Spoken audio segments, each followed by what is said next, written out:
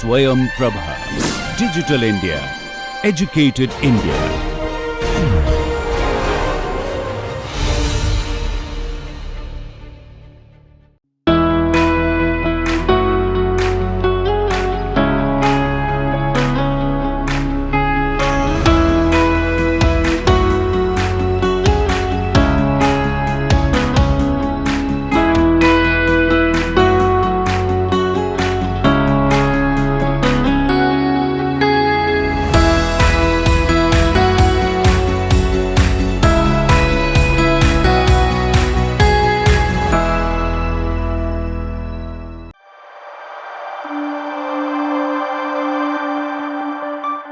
Next topic is optimization in finite dimensional vector space. Please understand, the key is finite dimensional vector space. Optimization over finite dimensional vector space, I am going to provide a bird's eye view of the concepts. Why did we do multivariate calculus? Because the starting point of optimization is calculus, multivariate calculus. So I'm interested in trying to find the maximum minimum of functions. Functions of what type? When we are doing univariate calculus, you talk about maximum minimum for univariate function. Univariate functions are scalar valued function for scalar. When you come into problems in chemical engineering or any other thing, you want to be able to optimize the output of a chemical plant, where there are lots of input, there are lots of catalysts, everything affects the output product. So the multiple variable affect the output product. I want to be able to reduce, I want to be able to maximize the production. I want to be able to minimize the cost. So optimization problem comes in minimization problem and maximization problem. So I'm going to be concerned with, and optimization problem can be univariate or multivariate. It can be unimodal or multimodal. Multimodal means there are multiple minima, multiple maxima. Unimodal means that the unique minimum, unique maximum.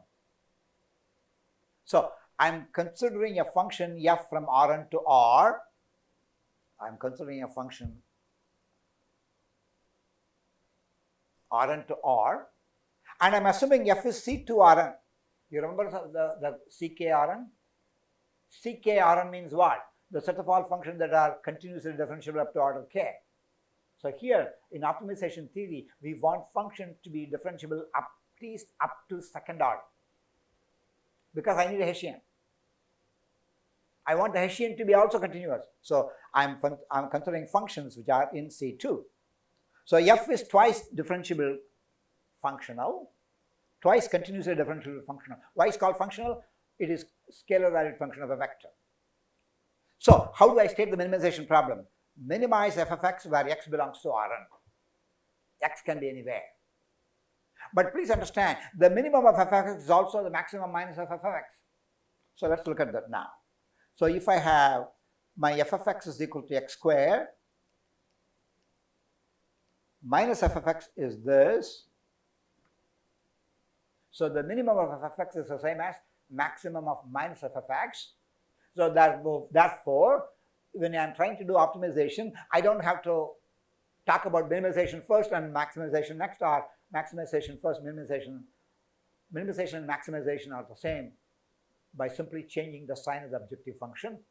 So without loss of generality, I'm going to consider only minimization. Okay? Minimization of scalar valued function of a vector which are twice continuously differentiable. That's what you need to make sure when you are doing engineering optimization. So classification of problems, uni versus multimodal. So here I'm given a point x. I want to talk about an epsilon neighborhood of x. Epsilon neighborhood of x, n epsilon x, is a set of all y such that the norm of the difference between x and y is less than or equal to epsilon. So how do I look at it? This is x. Consider a sphere of radius epsilon. Every point in the sphere of radius epsilon is called the epsilon neighborhood in Rn, and this is a subset of Rn. If x star is a point in Rn such that f of x star is less than f of y for all y in that neighborhood, then x is called the local minimum. That means locally it's the minimum. Locally it's the minimum. In the case of f of x square, this is the global minimum itself. So if x star is such that f of x is less than f of y for all y, instead of being only in the neighborhood, then it's called a global minimum. Okay? Local minimum, global minimum. A function that has a unique minimum is called a unimodal function. Mode, minimum, unimodal. Otherwise, it's called a multimodal function. I want you to plot x times x square minus 1 and convince yourself this is multimodal. I want you to convince yourself f of x equal to x squared is unimodal. With me? That's right. Please do these problems as you go by. Unimodal versus multimodal. A classification, another problem. Constraint optimization, unconstrained optimization. Let C be a set in Rn. If this set is defined by equations x1 plus x2 is equal to 1, that means I am considering a set of all point in R2 where x1 plus x2 is equal to 1. Means what? I have the 2D plane, x1 plus x2 refers to a line. If I want to be able to minimize f of x over the set C1, are you with me? I'm not interested in minimization over the whole space, I'm interested in minimizing over a line. So this line is called a constrained set. The second example of a constrained set is x1 is greater than 0, x2 is greater than 0, x1 plus x2 is less than 1. That's given by this. x1 greater than 0, x2 greater than 0, and it must be less than or equal to x1 plus x2. So here the constraint set is a line. Here the constraint set corresponds to the triangle. With me? In the previous case, we said that I didn't put any constraint on x. X belongs to everywhere. So this is the statement of an unconstrained minimization problem. This is the statement of the constrained minimization problem. Let f of x is equal to x1 square plus x2 square. Minimize f of x as an unconstrained problem. Where is the minimum? Minimum at 0. x1 0, x2 0. Minimize f of x as a constrained minimization problem with equality constraint, x is equal to C1. I'm giving examples of optimization problem. Minimize f of x as a constrained minimization problem with the inequality constraint, that is C2. All of you? That's right. Linear programming and nonlinear programming deal with minimization under inequality constraints. So you can think of it now. Minimization, unconstrained minimization, constrained minimization, equality constrained minimization, inequality constrained minimization. The function to be minimized linear, the equality constraint being linear. If both of them are linear, it's called linear programming. The constrained nonlinear functions, the objective function nonlinear function is called nonlinear programming problem. What started as minimizing a scalar valued function of a scalar in calculus now has blossomed into a whole new area called optimization. So optimization is a huge area. It deals with unconstrained, constrained, equality constraint, inequality constraint, linear problem, nonlinear problem, unique minimum, non-unique minimum, uni-objective, multi-objective. With me? You can spend your 5 years learning about what is in existence. There is so much of literature. All of me? If you master that during a course of a couple of years when you are at school, when you are in college, school means college, you are done for life. You are done for life. So I want you to be able to look at all these categorization. A classification, univariate, multi-objective function. If in this case there is only one function to be minimized, when f of x is Rn to Rm, I have m different functions. We want to be able to minimize some and we want to be able to minimize others. For example, I want to be able to minimize the cost. I want to maximize the efficiency when it comes to car design. So I want the car to be looking good, giving more mileage per gallon, being safe under accident, under crash. Everybody? So what do? They don't satisfy one, they try to satisfy all. In that case, they compromise. So all the engineering designs are multi-objective optimization, and where they don't minimize or optimize one criteria, they would like to be able to make a compromise. I want the car to be able to withstand a crash at 40 miles, 40 or below. 60 miles where a crash, ho gayi. Are you with me? God save us. But up to certain amount, if you wear seat belt, if the body integrity is huge, is good, you may be able to withstand accidents up to 30 miles, 40 miles. Well, so to be able to withstand larger crash speed, your weight has to be more. But if the weight is more, the gas mileage is less. You can't get more kilometers per liter of gas. So these are antagonistic goals. So some want to maximize, some want to minimize. You take a compromise. I'm not going to deal with this multi-objective optimization. That's a course in itself. That's a course in itself. Automobile design, I have already talked about. Maximize fuel efficiency, minimize cost, maximize safety. Comfort is an example of a multi-objective function. Why automobile? Any design. I want to be able to design a sugar plant. I want to be able to have a petroleum refinery plant. That's what you guys in chemical engineering do. With me? And in this course, we are going to be dealing with only uni-objective. So what is this course? Uni-objective, uni-modal, constrained, unconstrained, linear, non-linear. You got the idea of the problems, please? That's the idea. Now, who guarantees the minimum to be unique? That's a mathematical concept. There's a notion of convexity. I don't know how many of you have heard of that. The role of convexity in minimization. So I need to understand convex sets. I need to understand convex function. If I require the objective function to be a convex function, I can guarantee then there is only one minimum. So I'm going to talk about basic. So let S be a subset of Rn. S is said to be a convex set. If you pick any pair x and y and join them by a line segment, every point on the line segment is also in S. For example, if you pick a point here, if you pick a point here, if you join by a line, the entire line lies within that set. The entire line lies within that set. In here, if I pick a point here, if I pick a point here, the entire line does not lie in the set. So this is the convex set, this is the convex set, this is the non-convex set. And what is alpha? X is a vector, y is a vector, alpha is a constant. I am trying to take a linear combination of two vectors. Everybody play with me, please. In the general linear combination, I don't restrict the coefficient. I want the coefficient to be only real.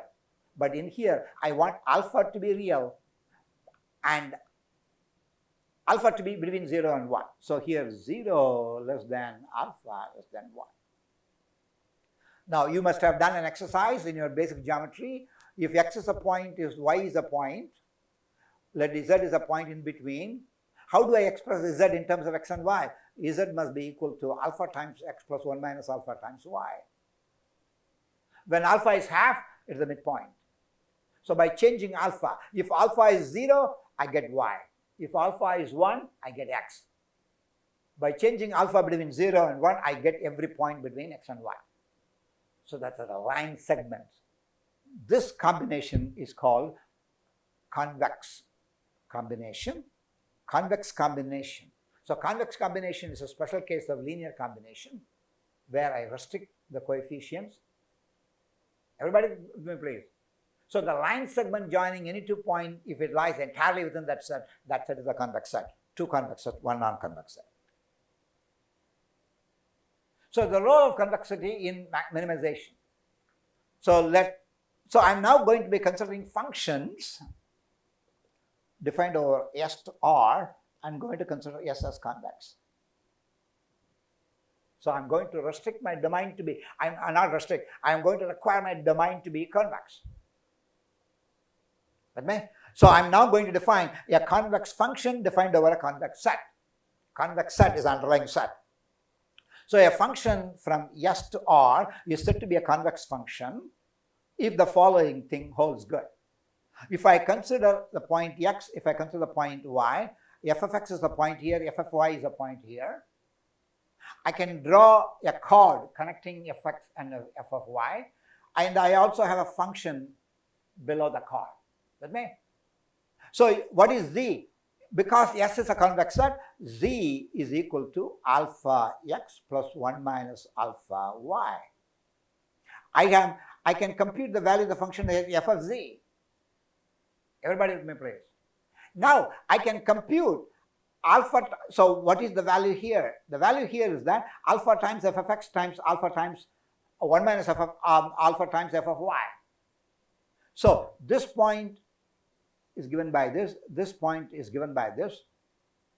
If the function is below the chord, what does it mean?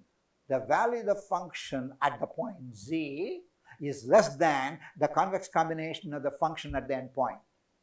So this is the convex combination of the value of the function at the end point. Everybody? So the value of the function at Z is less than the value of the function at the end point.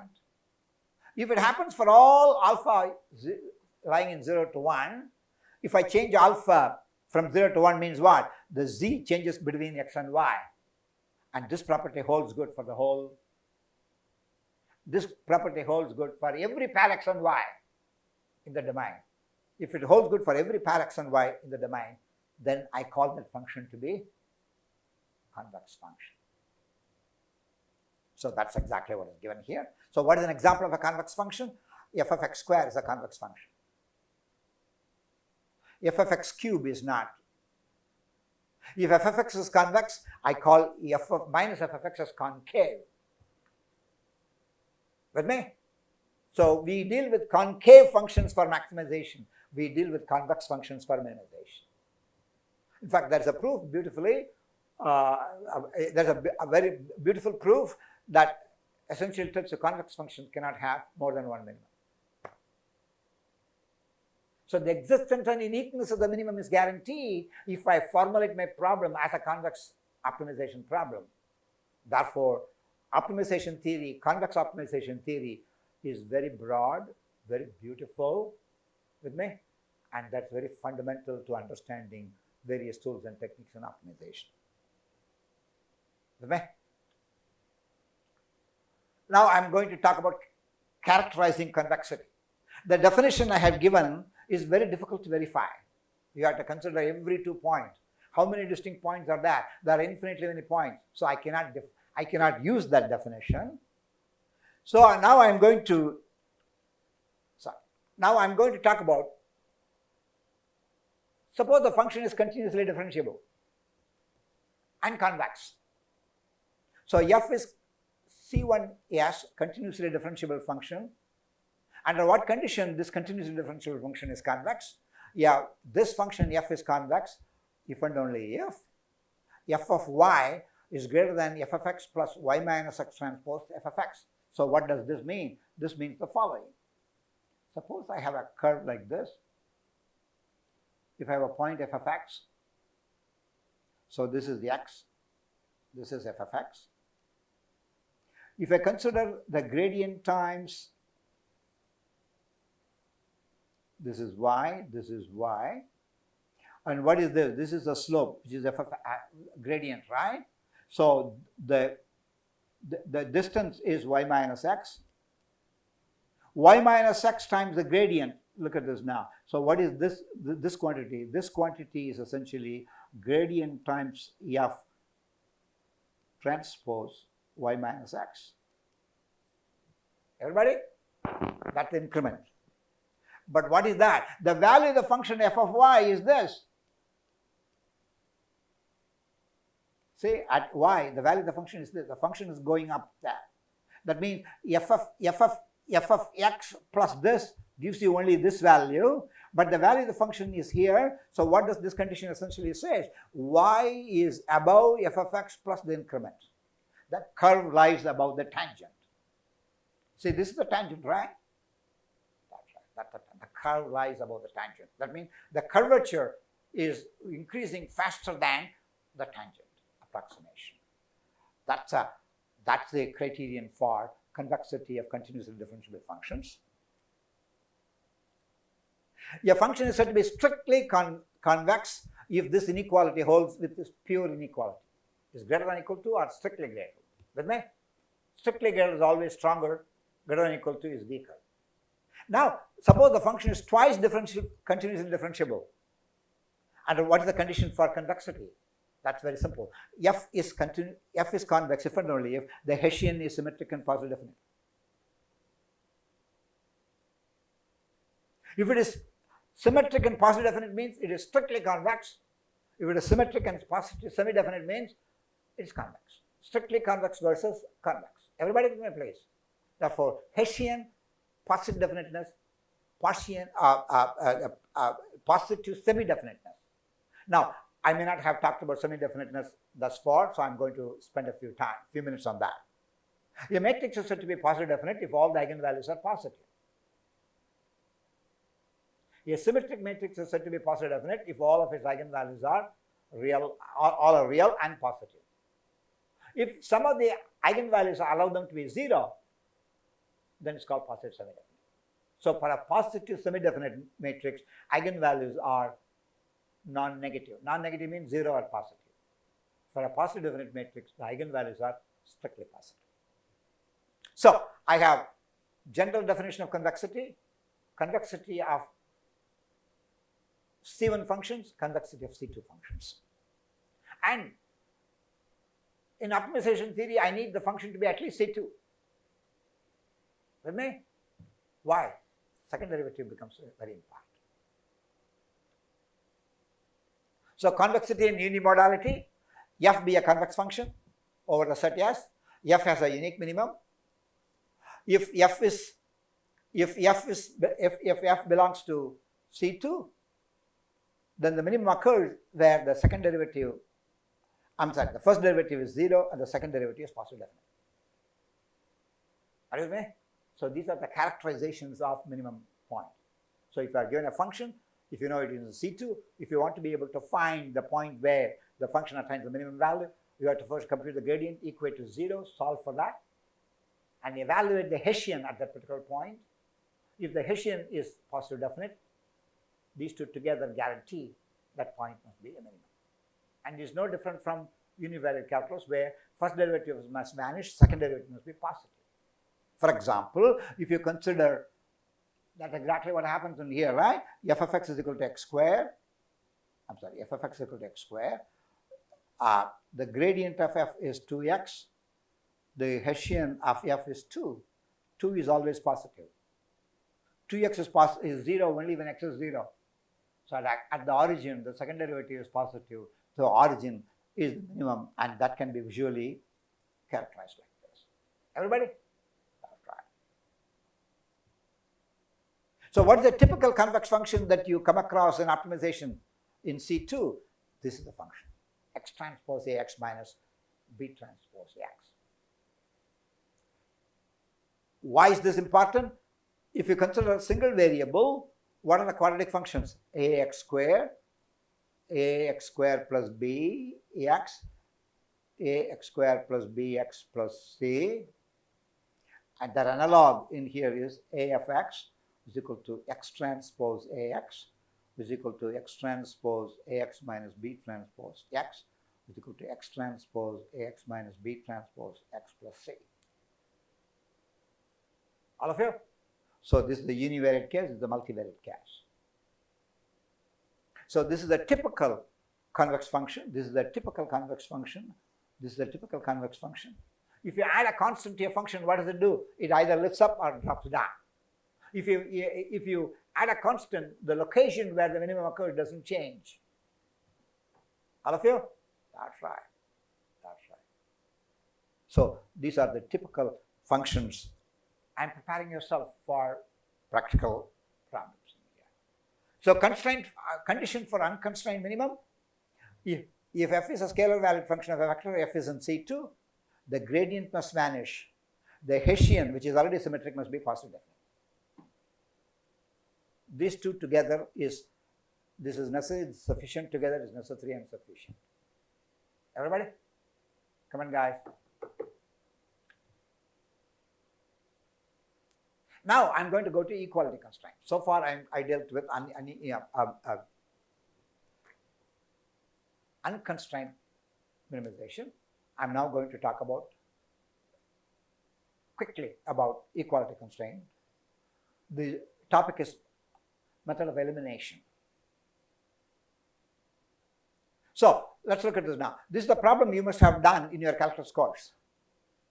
I'm given a wire of length L. I want to be able to form a rectangle out of that wire. The rectangle has a side AB. The perimeter is 2 times A plus B. The 2 times A plus B is fixed because I'm given a wire of fixed length. So what must be the value of A and B such that the area is maximum?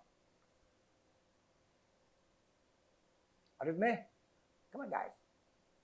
I hope you all remember, every calculus book has this problem. It's a standard problem in calculus. So what did I do? This is the constraint. A and B are 2 variables, 2 independent variables, everybody.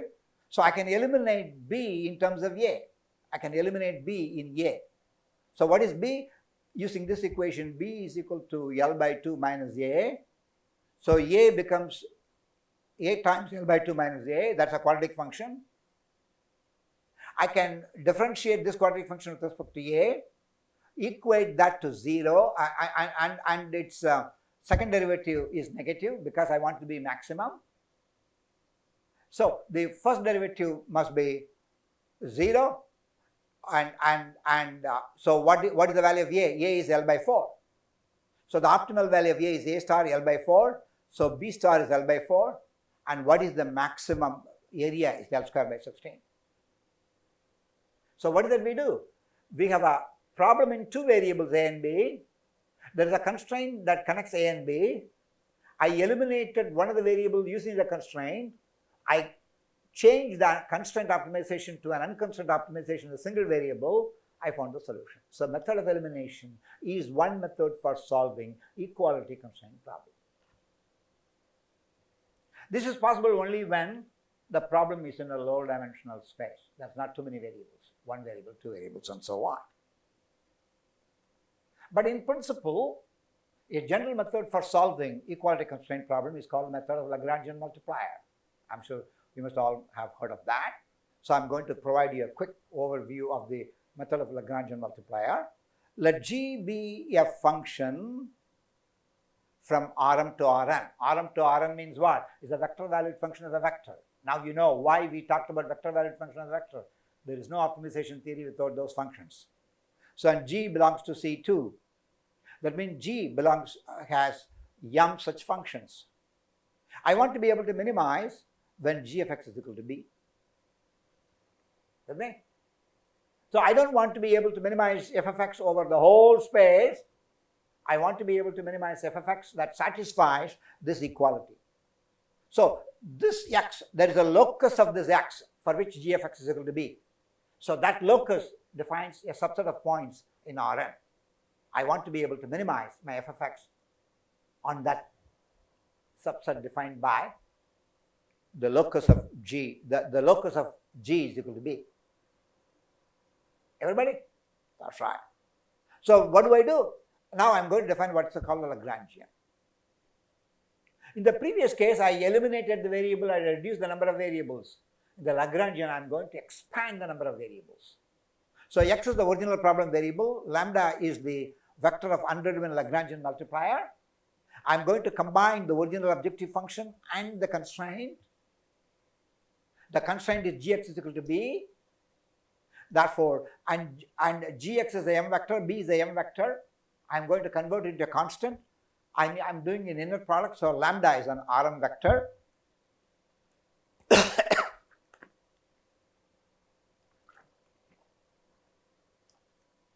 So f of L of x of lambda is f of x plus lambda transpose b minus g of x.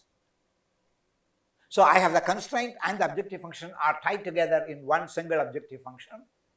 What did Lagrange say? Solving the equality constraint problem is equal to solving this unconstrained problem. Unconstrained problem is easy. Equality constraint problem is difficult. Constraint problems are difficult. Equality constraint problem is no exception. One of the major contributions to optimization theory by Lagrange is that I can convert an equality constraint optimization problem into an unconstrained problem in a larger space. The larger space consisting of x and lambda. X is a n vector, lambda is a m vector. Now I'm going to define a function over R n cross R m. With me? X lies in here, lambda lies in here. So how do I find the minimum of that? You compute the gradient of that. You remember, this is the reason why I gave the homework problems.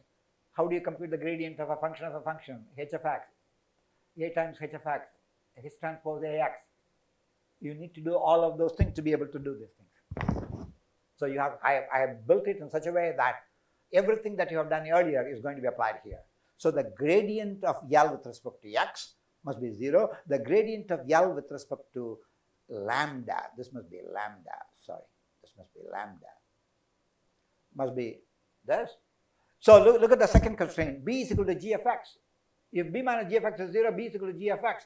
Please understand, b is equal to g of x is a constraint. Everybody? By solving these two equations, the second equation guarantees the constraint is satisfied. The first equation is going to give you the minimum. I hope you all have an aha here. It's one of the most fundamental and enduring idea in optimization. Hey, this is more than a couple of 100 years old. Right? Still the workhorse. The least squares theory, Gauss defined. The Gaussian distribution. With me? The whole calculus, the arena of whole calculus, optimization theory, these are all pretty old. Pretty old. So this has n equation, this has m equation. By solving these equations simultaneously, I can define both x star and lambda star, which are the optimum point. Are you with me? That's right.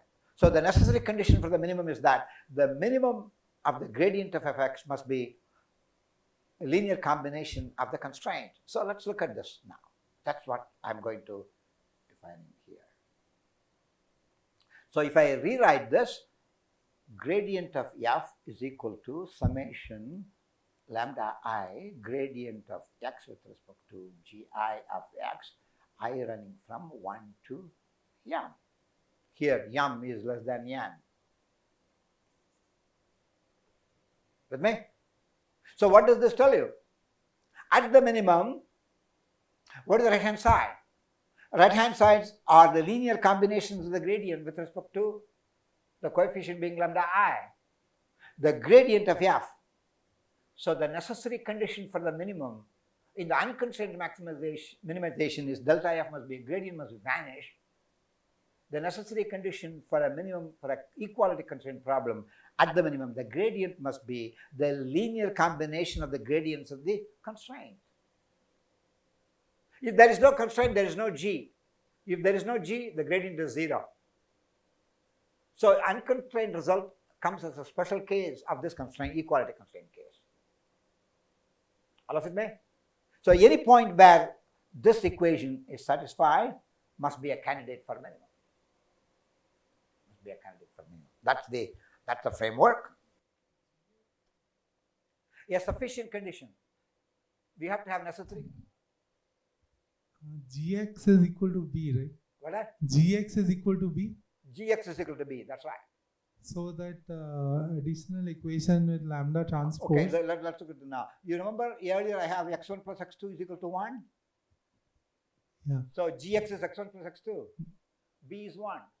So x1 plus x2 minus 1 is equal to 0. That's right. And lambda transpose is not actually adding anything. Yeah, you are asking, you are commenting or asking a question? Asking a question. What is the question? The question is that lambda transpose times b minus gx. Where? Yeah, this is in the the Lagrangian. Lagrangian. That's right.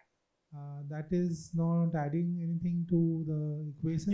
You don't have to worry about is b minus gx or gx minus b. That Right. depends on arithmetic. They are both the same, right? Right. That's right. So I don't think that should be a problem with that. No, I'm just saying that in that equation, so b minus gx is equal to 0, right? In the Lagrangian. In the Lagrangian f of x plus lambda transpose b minus gx. Okay. So what is it? So it's not adding anything. So please understand, G is a vector. Right. B is a vector. All right. Are you with me? So B minus Gx is a vector. And lambda is a vector. Right. Lambda is a m vector, B is a m vector, G is a m vector. I am considering inner product of lambda with a m vector. So what is this?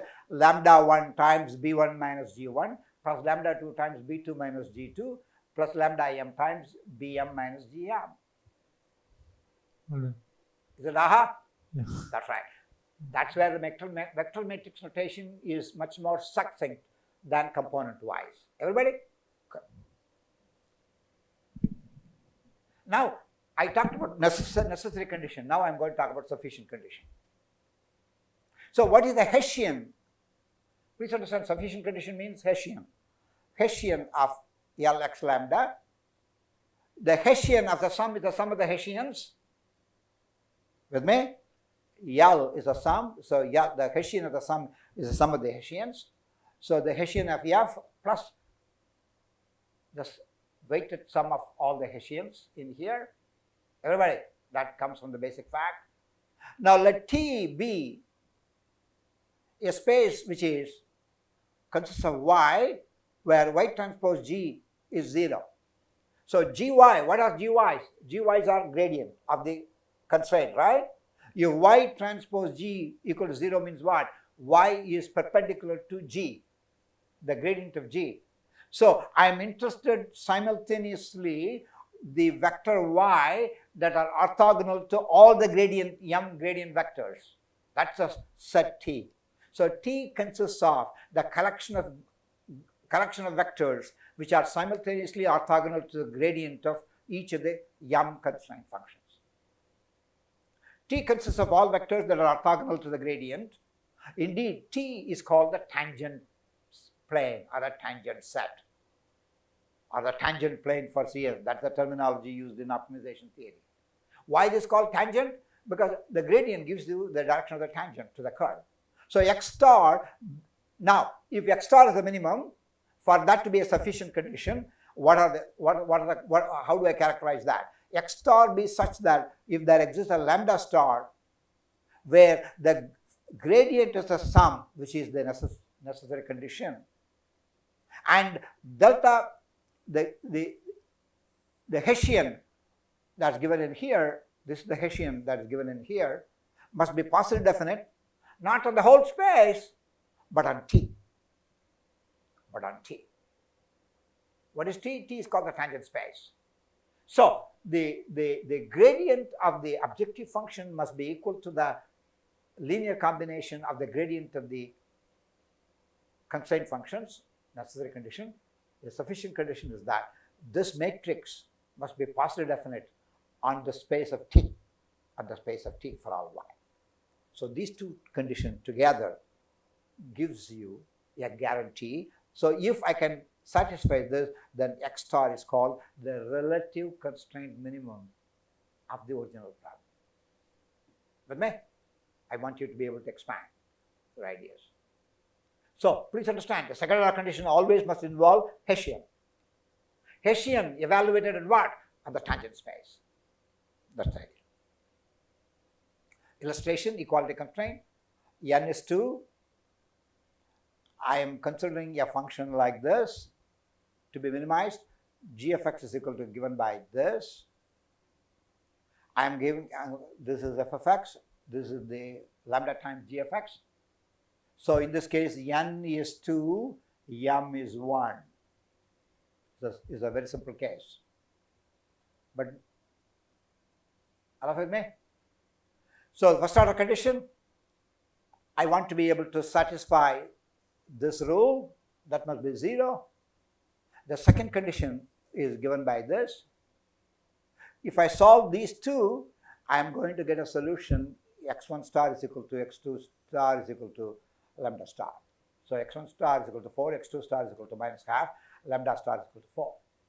I want you to be able to solve this to get here. There's a homework problem for you. Please verify. Now I am considering the Hessian of x, Hessian of g. Everybody? I am trying to compute the tangent space. So this is the tangent space. Tangent vector.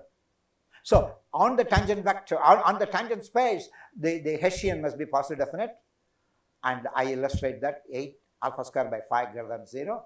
So the minimum x1 star is 4 and x2 star is minus half is a constraint minimum. It's a constraint minimum. All of it may? I have a theory and I have beautifully illustrated using a simple example. So I want you to first understand the theory and verify through this example. Everybody? Now I am going to introduce, I am trying to talk about equality constraint problem now. I introduced method of elimination. I introduced method of Lagrangian multiplier. Now I am going to introduce the third class of method called penalty function method. Penalty function method for equality constraint. So let f be a scalar valued function of a vector. Will g be consists of m constraint. The constraints are going to be gx is equal to b. The same notation is used. So I want to be able to minimize when the constraints, when x satisfies the constraint. Everybody, not all, x is not free variable, x is constrained by this equation. Now I'm going to consider a penalty function. Look at this penalty function. What is that? This is equal to f of x plus alpha times g transpose g. You remember Lagrangian? The Lagrangian was f of x plus lambda transpose b minus g of x. Here, I'm trying to replace this by this part. G transpose g, what does it mean? It's the net product of g with itself. So what is this? In terms of component wise, f of x is equal to alpha by 2 is a summation over gi square. Alpha is called the penalty constant. Alpha is greater than or equal to 0. Everybody? So you choose an alpha which is large, build the penalty function, you compute the gradient. The gradient of this is given by gradient of this plus the Jacobian of g times g of x. Verify that. That's the reason I did all my homework earlier. And how do I find the minimum? The minimum is going to be the obtained by solving this to be equal to 0. And so the minimum depends on alpha. Everybody please. Come on guys, I'm simply trying to create a function and trying to compute the gradient. That's right. So it can be shown that the limit of x of alpha as alpha tends to infinity is x star. What is x star? X star is the optimum applied by the Lagrangian multiplier. Look at this now. I solved the problem first using the Lagrangian multiplier. Now I am solving the problem using penalty function method. The solution by the penalty function method is a function of alpha. I want to ask myself the question, are these two methods related? Answer is indeed yes. It can be shown that the limit of the penalty function solution as alpha, the parameter that you pick, becomes larger and larger and larger. The solution x star of alpha converges to x star, where x star is the solution obtained from the Lagrangian multiplier. Lagrangian multiplier. All of it, please? That's the idea. It can be also shown that lambda I alpha in the Lagrangian multiplier as alpha tends to infinity becomes lambda I star. So that means there is a close relation between penalty function methods and Lagrangian method. With that, I'm going to give you one last introduction. Yeah, go ahead. Sir, that lambda I of alpha is now function of x as well, right? That's right. That is lambda I is equal to alpha of g of I. Then how come it plays role of the Lagrangian multiplier? Because over there lambda That is the theory. See here, this function depends on alpha, right? This function depends on alpha. Yes. That's right. So the x star is a function of alpha. You understand that? Okay. Alpha is a constant you pick. But lambda is not you pick. Lambda you already solved by solving the gradient function. That's right. So here alpha you choose, the lambda is obtained from the gradient function. So what is the relation between the two? The penalty function method is related to the Lagrangian multiplier method. The penalty function solution converges to the Lagrangian multiplier solution for increasing values of alpha. Increasing values of alpha. With me? So I'm now going to give you a quick illustration. N be equal to 2. This is the objective function to be minimized. X1 plus x2 is equal to alpha is a constraint. With me? I'm trying to find the penalty function, which is alpha by 2 times that. I'm computing the grade. I'm computing the derivatives. I'm computing x star alpha. Please, x star alpha is 2 plus alpha inverse, 2 plus alpha inverse, and lambda alpha is given by this. As alpha tends to infinity, x star goes to 1/2, lambda star goes to 1, which is the minimum obtained by the Lagrangian multiplier method. All of you? So I have worked the same problem by Lagrangian multiplier method and penalty function method, and showed that penalty function method converges to the Lagrangian multiplier technique when alpha becomes larger and larger and larger. The next one is method of expansion, which is Lagrangian multiplier technique. Following the philosophy of Lagrangian multiplier, we also introduced the notion of what's called penalty function technique. So I would like to be able to talk about the relation between penalty function and Lagrangian multiplier technique. In here, b value can be anywhere, right? B is 0. So if I'm trying to minimize this, I want to minimize f of x. I also want to minimize the square of g of I. If alpha is large, minimizing this will try to make gi become smaller and smaller and smaller. I want gi to be close to 0. Are you with me? So what is going to happen? What's going to happen is that by increasing alpha, I can force gi to be closer and closer to 0 because I have assumed b is 0. Everybody in place? Gx is equal to 0 is the actual constraint. When bx is not 0, the constraint is not satisfied. So how do I force the function to satisfy the constraint? By increasing the penalty parameter. So as alpha increases, gx decreases. As alpha becomes larger and larger, gx becomes smaller and smaller. Ultimately, when alpha is infinity, gx is equal to 0. I get to satisfy the constraint perfectly. That's the principle. With me? That's the principle of penalty function methods.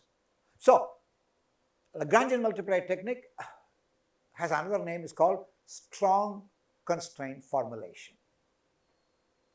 So, in the Lagrangian multiplier technique, if you go back, the second equation here, the gradient of L with respect to lambda must be 0. If the gradient of L with respect to lambda must be 0 means I am forcing g of x is equal to b to start with upfront. Everybody? Therefore, Lagrangian multiplier technique forces the solution upfront, forces the constraint upfront. It's a strong formulation. It is not going to let x go anywhere other than satisfying gx is equal to b. However, in the penalty function method, g of x need not be close to 0. Gx has to be small. How small is g of x when I minimize depends on alpha. Depends on alpha. So that's the constraint. That's the difference. So I'm going to now introduce a new concept, strong constraint versus weak constraint formulation. The basic problem is minimize f of x is equal to, minimize f of x when g of x is equal to b. B could be 0 or non-zero, right? That's right. That doesn't change the problem formulation or any such thing. Lagrangian multiplier technique is called strong constraint formulation, which forces the exact equality constraint up front very early in the necessary condition. Penalty function method is called weak constraint formulation, which only forces approximate equality depending on the value of alpha. When alpha is moderate, g of x may not be exactly 0. G of x can be small but in the neighborhood of 0. So depending on the value of alpha, the solution gets closer and closer to satisfying the constraint. So both the formulations are useful. So let's assume which formulation is good. Sometime in practice, we say some certain constraint. The constraint gx is equal to b. Now let me ask you the question. B, what's the value of b? How did you get it? That could be errors in b. That could be errors in g. All of it may place. I roughly know these conditions will be satisfied. So in practice, in many of the engineering problems, the equality constraints are only approximate expressions of our desire.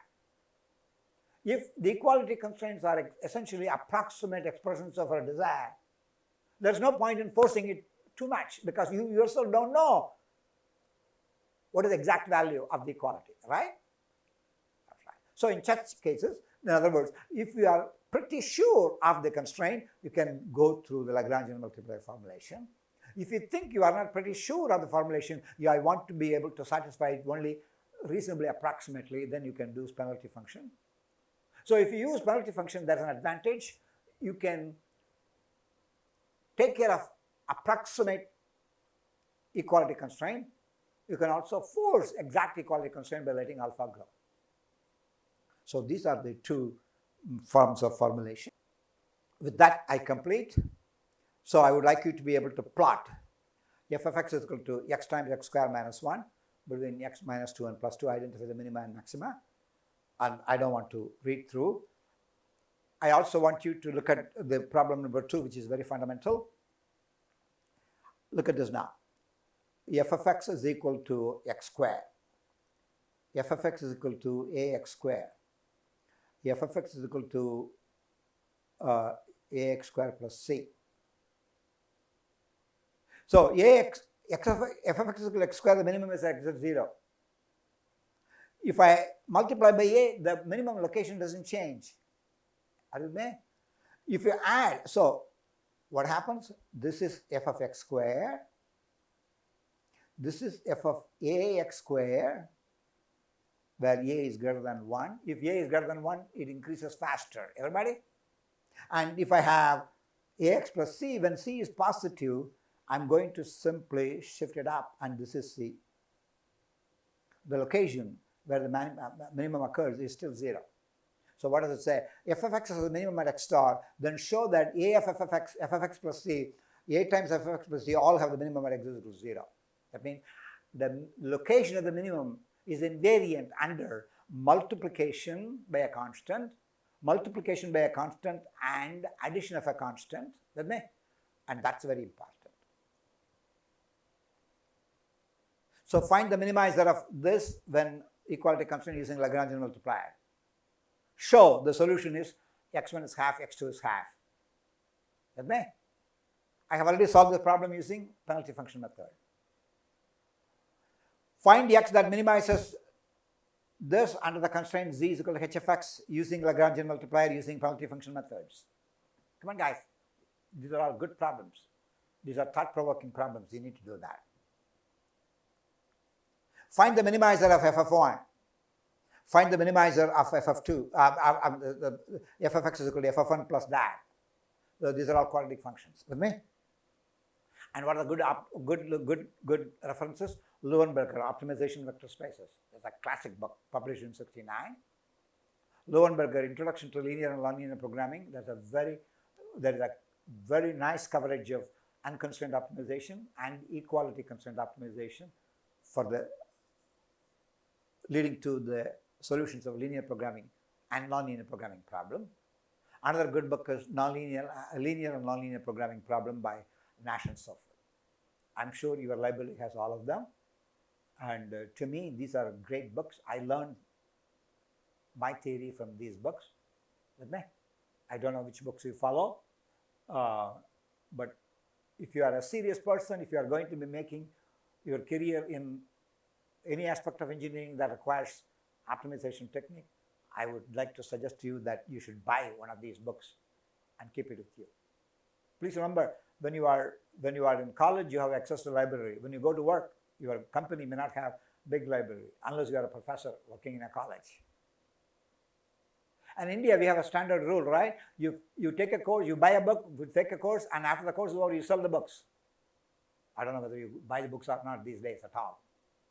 Are you with me? You should build your own library when you are in graduate school. That's my suggestion to you. With that, we come to the end of the 2 modules. Now we are going to change the topic. With me?